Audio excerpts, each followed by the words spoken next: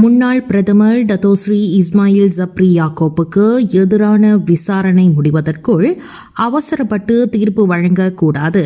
பிரதமர் Datuk Seri Anwar Ibrahim வலியுறுத்து. மலேசிய ஊழல் ஆணைய அதிகாரிகள் விசாரணையை தொழில் ரீதியாக மேற்கொள்ள அனுமதிக்க வேண்டும் என்றும் உரிய நடைமுறையை அதன் போக்கில் எடுக்க அனுமதிக்க வேண்டும் என்றும் அவர் கேட்டுக்கொண்டார். இஸ்மாயில் ஜப்ரி வழக்கு தொடர்பாக இதுவரை எந்த குற்றச்சாட்டும் இல்லை. விசாரணை நடவடிக்கை எடுக்கப்பட்டு வருகிறது. மலேசிய ஊழல் தடுப்பு ஆணையம் MACC மற்றும் இஸ்மாயில் ஜப்ரி இடையிலான விசாரணை விரைவில் நடைபெறும் என்று எதிர்பார்க்கப்படுகிறது. இஸ்மாயில் ஜப்ரியின் சொத்து விவரம் மற்றும் தற்போது விசாரணையில் உள்ள வழக்குகள் தொடர்பான அறிக்கையை பதிவு செய்வதாக மார்ச் 3 அன்று MACC அறிவித்தது. சில தலைவர்களுக்கு எதிரான அரசியல் தந்திரம் என்ற குற்றச்சாட்டையும் அன்வார் முற்றாக நிராகரித்தார்.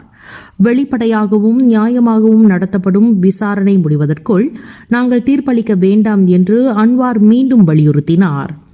MACC தலைமை ஆணையர் தான் ஸ்ரீ அசாம் பாக்கி கூறுகையில், MACC இப்போது இஸ்மாயில் ஜப்ரியை ஒரு சாட்சியாக மட்டும் பார்க்காமல் சந்தேக நபராகவே பார்க்கிறது.